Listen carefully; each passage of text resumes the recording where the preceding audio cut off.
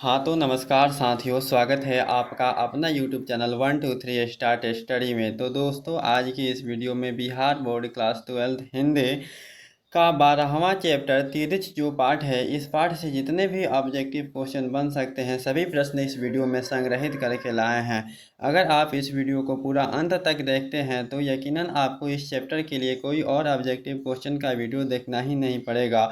तो चलिए video start करते हैं। वीडियो स्टार्ट करने से पहले अगर अभी तक आपने इस चैनल को सब्सक्राइब नहीं किया है तो प्लीज़ चैनल को सब्सक्राइब कर लें तथा साथ में बेल आइकन को प्रेस कर लें ताकि हर लेटेस्ट वीडियो का नोटिफिकेशन आप तक आसानी से पहुंच सके। तो चलिए वीडियो स्टार्ट करते हैं।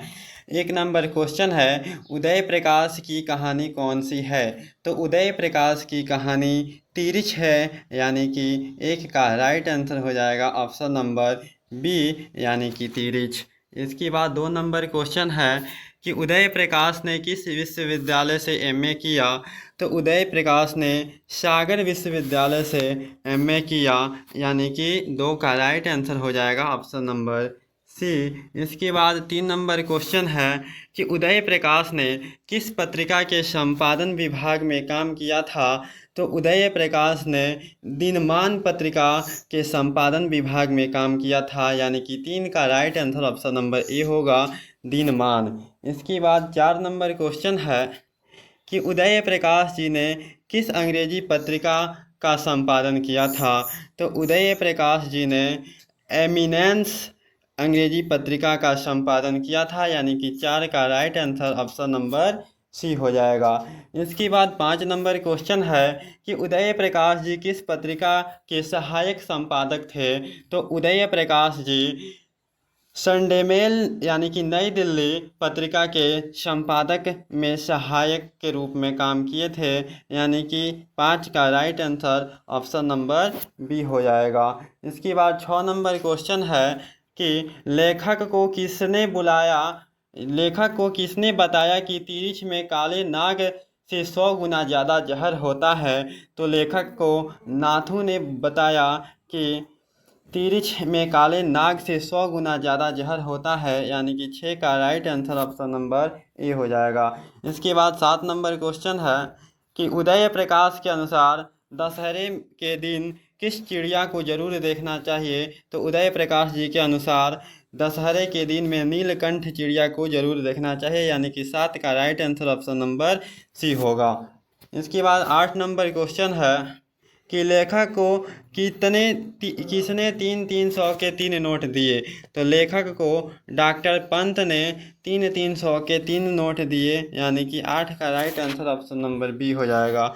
इसके बाद 9 नंबर क्वेश्चन है, लेखक ने दुःस्वप्न के सबसे खतरनाक पात्र कौन थे? लेखक के दुःस्वप्न के सबसे खतरनाक पात्र कौन थे? तो इसका राइट आंसर हो जाएगा हाथी तथा तिरछ, यानी कि 9 का right answer option number C होगा। इसके बाद 10 नंबर क्वेश्चन है, लेखक को सपने में क्या करने की आदत थी?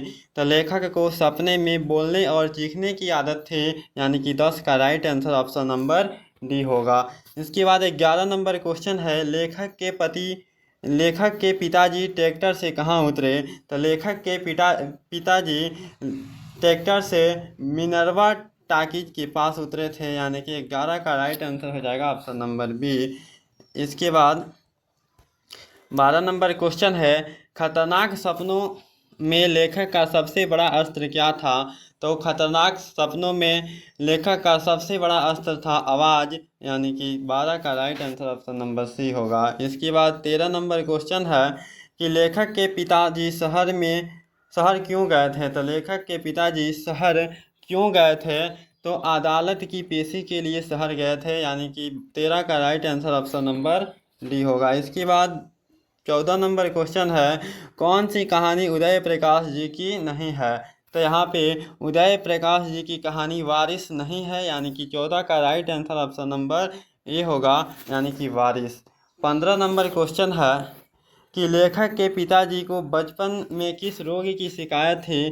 तो लेखक के पिताजी को बचपन में डिसाइटिस का शिकायत था, यानी कि 15 का right answer option number B होगा। इसके बाद 16 नंबर क्वेश्चन है कि तिरछ कहानी के पिताजी का क्या नाम है? तिरछ कहानी के पिताजी का क्या नाम था? तो यहाँ पे हो जाएगा राम स्वार्थ प्रसाद, यानी कि 16 का right answer option number B हो जाएगा। इसके बाद 17 नंबर क्वेश्चन है, कहानीकार तिरछ की लाश को जंगल में जलाने के लिए किसके साथ गया था? तो कहानीकार तिरछ के लाश को जलाने जंगल में थानू के साथ गया था, यानी कि 17 का right answer option number C होगा, थानू। इसके बाद 18 नंबर क्वेश्चन है, पंडित राम अवतार क्या थे? तो पंडित राम अवतार एक प्रकार की ज्योतिषी और वैद्य थे, यानी कि 18 का right answer option number D होगा। इसके बाद 19 नंबर क्वेश्चन है, तिरछ कहानी के कहानीकार हैं? तो तिरछ कहानी के कहानीकार उदय प्रकाश हैं, यानी कि 19 का right answer option number A हो जाएगा। इसके बाद 20 नंबर क्वेश्चन है कि कौन सी कृति उदय प्रकाश की नहीं है?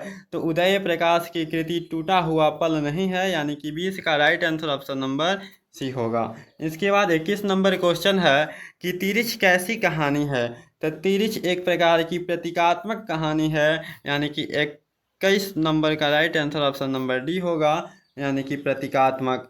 इसके बाद 22 नंबर क्वेश्चन है, पिताजी की मृत्यु कैसे होती है?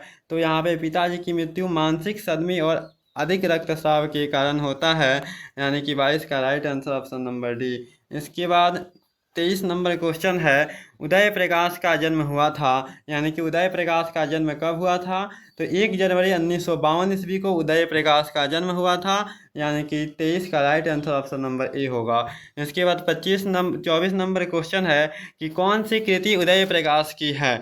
तो यहाँ पे दरियाई घोड़ा जो कृति है वह उदय प्रकाश की है, यानी कि 24 का right answer option number B होगा। इसके बाद 25 नंबर क्वेश्चन है, तिरछ के लेखक हैं? यानी कि तिरछ के लेखक कौन हैं? तो उदय प्रकाश, यानी कि 25 का right answer option number C होगा। इसके बाद 26 नंबर क्वेश्चन है, तिरछ क्या है? तो तिरछ एक प्रकार का विष खापर, यानी कि जहरीला लिजार्ड है, यानी कि 26 का right answer option number D होगा। इसके बाद 27 नंबर क्वेश्चन है कि अरेवा परेवा उदय प्रकाश की कैसी कृति है? तो अरेवा परेवा उदय प्रकाश की कहानी संग्रह है, यानी कि 27 का right answer option number B होगा, यानी कि कहानी संग्रह। इसके बाद 28 नंबर क्वेश्चन है कि कहानीकार को सपने में बोलने और चीखने की आदत है, यह किसने बतलाया? तो कहानीकार को सपने में बोलने और चीखने की आदत को बताने वाला कहानीकार की माँ है, यानी कि 28 का राइट आंसर हो जाएगा ऑप्शन नंबर बी, यानी कि कहानीकार की माँ। इसके बाद 29 नंबर क्वेश्चन है, तिरछ को कैसी कहानी माना जाता है?